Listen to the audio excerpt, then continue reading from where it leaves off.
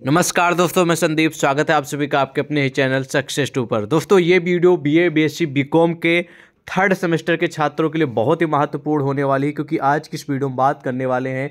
आप सभी को मालूम होना चाहिए कि बीए बीएससी बीकॉम के जो छात्र हैं थर्ड सेमेस्टर के, ठीक है, उनको एक अनिवार्य प्रश्न पत्र यानी को करिकुलर सब्जेक्ट की परीक्षा देनी होती है। ये अनिवार्य होता है, इसकी परीक्षा आपको देनी ही देनी पड़ेगी, जिसका नाम है मानव मूल्य और पर्यावरण अध्ययन, जिसको आप लोग इंग्लिश में बोलते हैं human value and environment studies. ठीक है, तो ये अनिवार्य प्रश्न पत्र होता है जिसकी परीक्षा OMR सीट पे होती है, जिसमें सारे प्रश्न जो 100 प्रश्न आते हैं और 100 प्रश्न आपके ऑब्जेक्टिव होते हैं, यानी कि एक क्वेश्चन रहेगा, 4 ऑप्शन रहेंगे, जो सही रहेगा उसे टिक करना होगा। और पूरी जानकारी आपको कैसे मतलब कि क्वेश्चन पे टिक करना है, ये जानकारी आपको एग्जाम सेंटर पे दी जाएगी जहाँ पर आप परीक्षा देने जाएंगे। तो चलिए वीडियो को शुरू करते हैं। ठीक है, तो पहला प्रश्न है कि कल कारखानों से निकलने वाली जहरीली गैसें हैं। कहने का मतलब ये, जो कारखानों से जहरीली गैसें निकलती हैं इनमें से कौन कौन सी है वो आपको बताना। ठीक है, महत्वपूर्ण प्रश्न है परीक्षा के लिए, तो आप ध्यान से समझेंगे। ठीक है, तो ऑप्शन 1 है कि सल्फर डाइऑक्साइड, कार्बन मोनोऑक्साइड। ब नंबर है कि मिथाइल आइसोसाइनाइड हाइड्रोजन, या फिर सा नंबर है मिक गैस, नाइट्रोजन के ऑक्साइड, या उपयुक्त में से सभी। तो जो कारखानों से निकलने वाली जहरीली गैसें होती हैं ये सभी होती हैं। पहला भी होता है, दूसरा भी होता है, तीसरा भी होता है, इसलिए राइट आंसर द हो जाएगा। तो ये सभी जहरीली गैसें जो हैं वो कारखानों से निकलती हैं, इसलिए राइट आंसर यहाँ पर द उपयुक्त में से सभी हो जाएगा। अगला प्रश्न है कि पेपर टिश्यू की जगह किसका प्रयोग कर सकते हैं। यानी कि जो टिश्यू पेपर होता है, आपने सुना होगा नाम। ठीक है, तो टिश्यू की जगह किसका प्रयोग कर सकते हैं आप, वो आपको बताना है। ठीक है, तो इसमें जो राइट आंसर हो जाएगा, जिन छात्रों को मालूम है कमेंट करके बता सकते हैं, इसका राइट आंसर हो जाएगा बा। आप पेपर टिश्यू के स्थान पर रुमाल का प्रयोग कर सकते हैं, रुमाल का। ठीक है, अगला प्रश्न आप लोगों के समझते हैं कि किसके प्रयोग से मिट्टी के जीवाणु समाप्त हो जाते हैं। ऑप्शन आपको दिए गए हैं। 3 नंबर जो प्रश्न है इसका राइट आंसर जो हो जाएगा कीटनाशकों से भी जीवाणु समाप्त हो जाते हैं और रासायनिक उर्वरकों से। ठीक है, उर्वरक से भी समाप्त हो जाते हैं, इसलिए राइट आंसर यहाँ पर सा हो जाएगा, अ और बा दोनों। ठीक है, दोनों से समाप्त होते हैं। अगला प्रश्न आप लोगों की समझता है कि विषाक्त धुएं के विसर्जन से वायुमंडल में की मात्रा कम हो जाती है। किस चीज़ की मात्रा कम हो जाती है वो आपको बताना है। तो ऑक्सीजन की मात्रा कम हो जाती है। ठीक है, विषाक्त धुएं के विसर्जन से वायुमंडल में ऑक्सीजन की मात्रा कम हो जाती है, इसलिए राइट आंसर यहाँ पर सा होगा। ठीक है, ऑक्सीजन, सा। ओके, नेक्स्ट प्रश्न है कि वायुमंडल प्रदूषण में किसको सम्मिलित किया जाता है। ऑप्शन आपको दिए गए हैं, जिन छात्रों को राइट आंसर मालूम बेशक वो कमेंट करके बता भी सकते हैं। तो वायुमंडलीय प्रदूषण में जो सम्मिलित किया जाता है वो धूल कणों और धुओं को भी शामिल किया जाता है, हाइड्रोकार्बन्स एरोसोल को भी शामिल किया जाता है। ठीक है, सम्मिलित किया जाता है, और अमोनिया नाइट्रोजन को भी सम्मिलित किया जाता है, इसलिए राइट आंसर यहाँ पर द हो जाएगा। याद रखेंगे उपयुक्त में से सभी। ओके, अगला प्रश्न है कि प्रदूषण की संकल्पना किस अवांछित कार्यों से जुड़ी हुई है। तो ऑप्शन यहाँ पर दिए गए, प्रदूषण की संकल्पना के बारे में बात हो रही है, ध्यान से समझेंगे। ठीक है, इसका जो राइट आंसर हो जाएगा, जिन छात्रों को मालूम है वो कमेंट करके बताया करें। ठीक है, अपना ट्राई किया करें कि हो सकता है कि आपको इसके बारे में जानकारी हो। तो इसका जो राइट आंसर हो जाएगा 6 नंबर का, वो हो जाएगा मानव। ठीक है, ध्यान रखेंगे, मानव के कार्यों से जुड़ी हुई हैं, नंबर राइट आंसर। अगला प्रश्न है कि जलीय प्रदूषण, ध्यान से समझिएगा, जलीय प्रदूषण है मतलब कि जलीय प्रदूषण कौन सा है। तो राइट आंसर इसमें से हो जाएगा उपयुक्त में से सभी। यानी कि जलीय जो प्रदूषण वो सीसा, पारा भी है, कीटनाशक, रोग नाशक भी है, कैडमियम, रेडियोधर्मी कचरा भी है। राइट आंसर द हो जाएगा। अगला प्रश्न आप लोगों के समझते हैं कि अक्षयकारी प्रदूषक कहलाते हैं। ऑप्शन आपको दिए गए हैं, इसमें से जो राइट आंसर हो जाएगा द। ठीक है, तो एल्युमिनियम, लोहा, पारा भी कहलाते हैं, फिनाइल, प्लास्टिक, हाइड्रोजन भी कहलाते हैं, मैग्नीज, तांबा और कैडमियम भी कहलाते हैं, इसलिए राइट आंसर द हो जाएगा, उपयुक्त में से सभी। ठीक है, अगला प्रश्न है कि स्थलीय प्रदूषक में सम्मिलित है। ऑप्शन आपको दिए गए हैं, 9 नंबर जो प्रश्न, इसका राइट आंसर हो जाएगा द। ठीक है, तो ये सारी चीज़ें सम्मिलित हैं, मानव व पशुओं द्वारा उत्सर्जित मलमूत्र, घरेलू अपमार्जक, ठोस कूड़ा कचरा, रेडियो एक्टिव तत्व, रासायनिक उर्वरक। ठीक है, तो ये सारे सम्मिलित हैं, इसलिए राइट आंसर यहाँ पर द हो जाएगा, उपयुक्त में से सभी। ओके, चलिए बढ़ते हैं नेक्स्ट प्रश्न की ओर। नेक्स्ट प्रश्न आप लोगों के समझते हैं कि किसके प्रभाव से पर्यावरण ठीक है अवनियत होता है। तो आपको ऑप्शन दिए गए हैं 10 नंबर प्रश्न के। इसका राइट आंसर हो जाएगा द।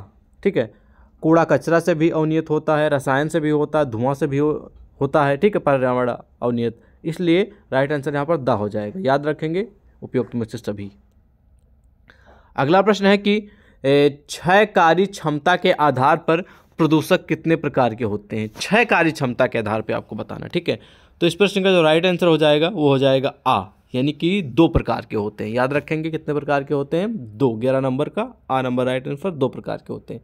अगला प्रश्न है कि व्यक्तियों को दुनिया भर से प्राप्त जानकारी व विचारों को ठीक है प्रयोग करने के लिए क्या करना चाहिए। ठीक है, तो प्रार्थना करनी चाहिए, ठीक है, मनाना चाहिए, जागरूक करना चाहिए या फिर डांटना चाहिए। ठीक है, तो 12 नंबर जो प्रश्न आपको दिख रहा है इसका राइट आंसर हो जाएगा सा। ठीक है, आपको जागरूक करना चाहिए और जागरूक रहना भी चाहिए। ठीक है, जागरूक करने के लिए जागरूक करना चाहिए। ठीक है, प्रयोग करने के लिए जागरूक करना चाहिए। सा नंबर राइट आंसर। प्रश्न नेक्स्ट है कि 13 नंबर की प्रदूषण फैलाने वाले अधिकांश तत्वों की उत्पत्ति किसके क्रियाकलापों के कारण हुई है। ऑप्शन आपको दे दिए हैं। 13 नंबर जो प्रश्न इसका राइट आंसर हो जाएगा मानव। ठीक है, प्रदूषण फैलाने वाले अधिकांश तत्वों की उत्पत्ति किसके क्रियाकलाप के कारण हुई है, तो वो मानव के क्रियाकलापों के कारण हुई है, इसलिए राइट आंसर मानव हो जाएगा। ठीक है, ओके, चलिए बढ़ते हैं 14 नंबर यानी 14 नंबर प्रश्न की ओर। तो ध्यान से समझेंगे, सारे प्रश्न महत्वपूर्ण है परीक्षा के लिए, जो मैं आपको बता रहा हूँ ध्यान से समझेंगे।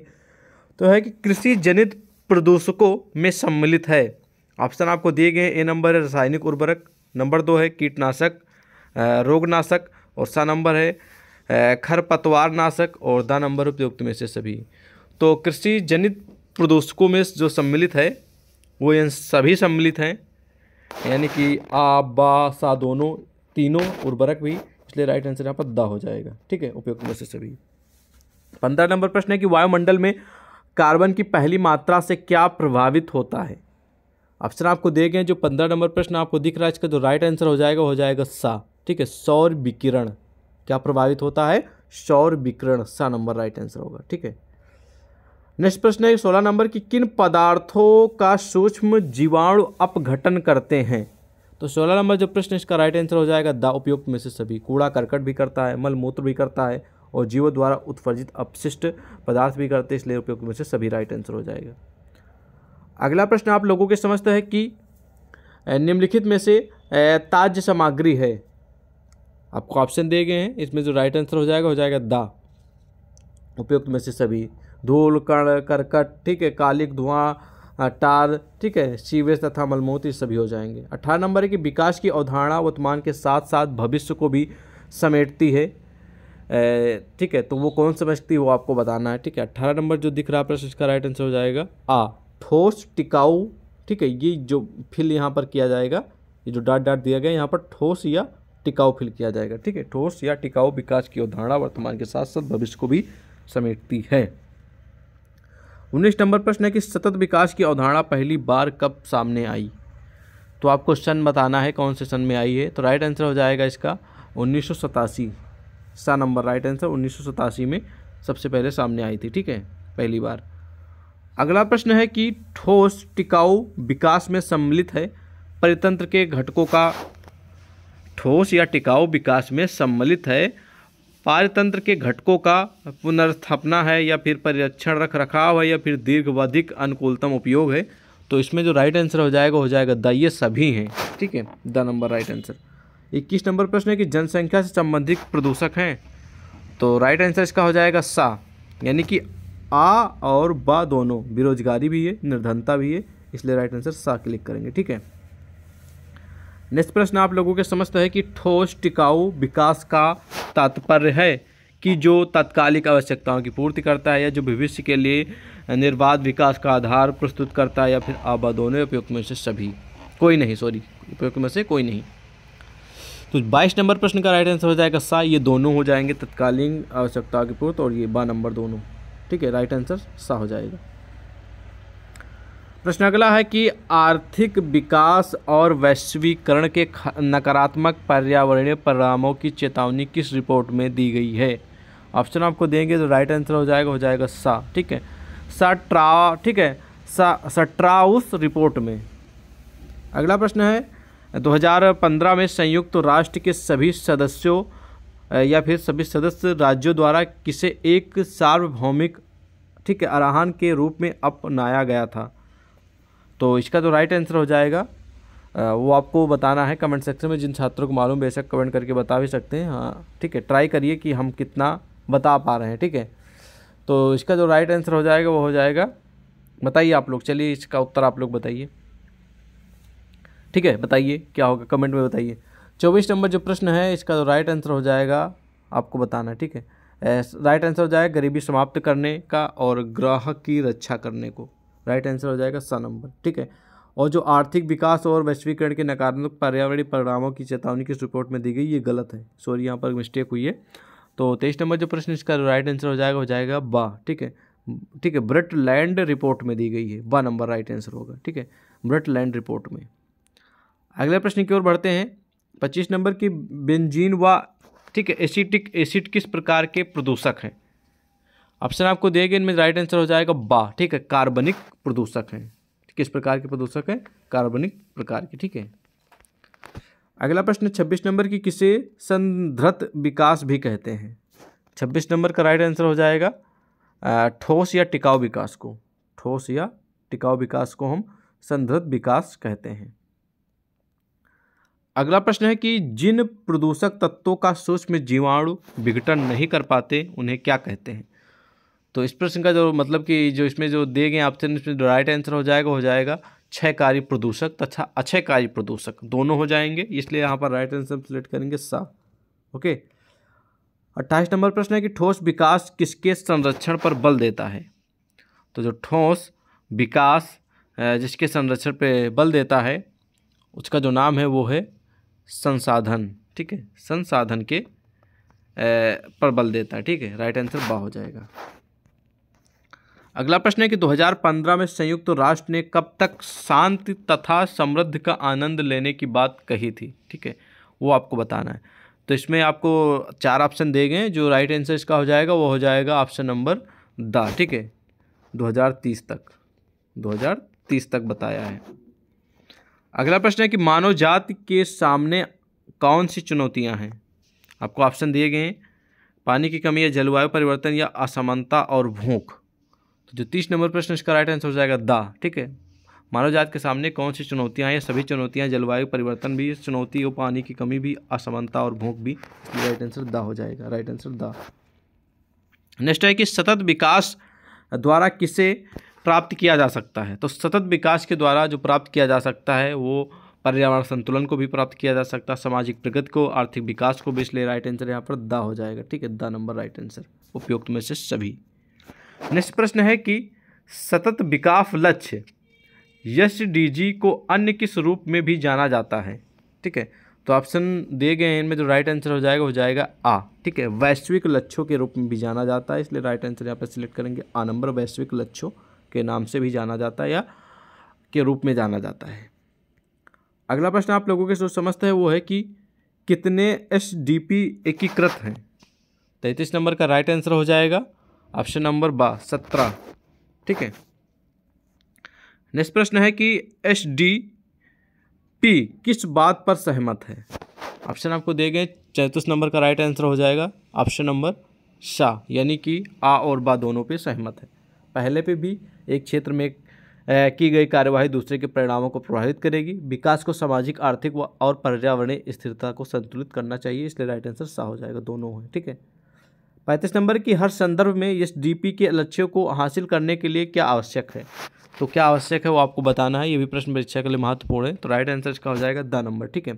तो ये सभी आवश्यक हैं, रचनात्मक, सभी का सहयोग, जानकारी, जागरूकता, प्रौद्योगिकी, वित्तीय संसाधन, इसलिए राइट आंसर द हो जाएगा, ठीक है, उपयुक्त में से सभी। अगला प्रश्न है कि एक सर्कुलर इकोनॉमी को और क्या कहा जाता है। एक सर्कुलर इकोनॉमी को और किस नाम से जाना जाता है या फिर और क्या कहा जाता है। तो 36 नंबर जो प्रश्न है इसका जो राइट आंसर हो जाएगा सा, यानी कि आ और बा दोनों यहाँ पर ठीक है, सर्कुलरिटी और सी दोनों हो जाएंगे, इसलिए राइट आंसर सा सिलेक्ट करेंगे। नेक्स्ट प्रश्न आप लोगों के समझते हैं कि सर्कुलर इकोनॉमी उत्पादन और खपत का एक मॉडल है जिसमें मौजूद सामग्रियों और उत्पादों को पुनः उपयोग किया जाता है या फिर नवीनीकृत किया जाता है या फिर चक्रण किया जाता है या फिर दा में से है कि उपयुक्त में से सभी। तो 37 नंबर प्रश्न का राइट आंसर हो जाएगा दा, ठीक है, यानी उपयुक्त में से सभी। तो ये सारी चीज़ें की जाती हैं, पहला भी, सा भी और बा भी। राइट आंसर दा, उपयुक्त में से सभी। प्रश्न अगला है आप लोगों के समझते हैं, ध्यान से सुनिएगा। यहाँ पर हमसे कट गया है तो हम फिर से आ जाते हैं क्वेश्चन पे। अगला प्रश्न यहाँ पर कह रहा है कि संयुक्त नहीं यहाँ पर क्वेश्चन अभी एक और है, फिर से समझिए। यहाँ पर कि SDP को दुनिया में कई जीवन बदलने वाले उद्देश्य हैं या प्रतिस्पर्धा है या फिर शून्य में लाने के लिए डिजाइन किया गया है। तो 38 नंबर जो प्रश्न इसका राइट आंसर हो जाएगा सा, ठीक है। SDP को दुनिया में कई जीवन बदलने वाले शून्य में लाने के लिए डिजाइन किया गया है। राइट आंसर सा हो जाएगा। अगला प्रश्न है कि संयुक्त राष्ट्र की प्रमुख विकास एजेंसी, ऑप्शन दिए गए। 39 नंबर प्रश्न का राइट आंसर हो जाएगा आ, UNDP। संयुक्त राष्ट्र अमेरिका की विकास एजेंसी है UNDP, आ नंबर राइट आंसर। नेक्स्ट प्रश्न है कि हम एकीकृत संसाधनों के माध्यम से क्या हासिल करते हैं। तो यहाँ पर जो भरा जाएगा वो भरा जाएगा SDP। ये हम एकीकृत संसाधनों के माध्यम से SDP को हासिल करने में देशों का समर्थन करते हैं, ठीक है। तो आप लोग कमेंट सेक्शन में बताइएगा इसका राइट आंसर क्या हो जाएगा। SDP होगा फिलहाल, आप लोग के अकॉर्डिंग क्या है बताइएगा, ठीक है। नेक्स्ट प्रश्न है कि सर्कुलर इकोनॉमी के लिए आवश्यक सिद्धांत कौन है। 41 नंबर का राइट आंसर हो जाएगा दा, उपयुक्त में से सभी। सर्कुलर इकोनॉमी के लिए सभी सिद्धांत का होना जरूरी है, चाहे वो अपशिष्ट और प्रदूषण को समाप्त करना हो या फिर उत्पादों और सामग्रियों को परिचालित करना हो या फिर प्रकृति का पुनर्जनन करना हो, ठीक है। तो ये सारे ऑप्शन राइट हैं, इसलिए राइट आंसर दा हो जाएगा, उपयुक्त में से सभी, ठीक है। नेक्स्ट है कि किसी भी समस्या को लेकर UNDP किस पर विचार करती है। तो 42 नंबर जो राइट प्रश्न दिख रहा है इसका राइट आंसर हो जाएगा दा, कुल कारण, ठीक है। कुल कारण पे भी, सिस्टम पर भी, चुनौतियों पर, तब उसके बाद निर्णय लेता है, यानी कि उपयुक्त में से सभी, सब चीज़ देखता है, इसलिए राइट आंसर दा हो जाएगा। अगला प्रश्न है कि UNDP कितने देशों के लिए काम कर रही है। तो जो UNDP है, ठीक है, वो करीब करीब 170 देशों के लिए काम कर रही है, इसलिए राइट आंसर बा हो जाएगा, ठीक है। नेक्स्ट प्रश्न है कि देशों ने किस तेजी से प्रगति करने के लिए प्रतिबद्ध किया गया है, ठीक है। देशों ने किस तेजी से प्रगति करने के लिए प्रतिबद्ध किया गया है।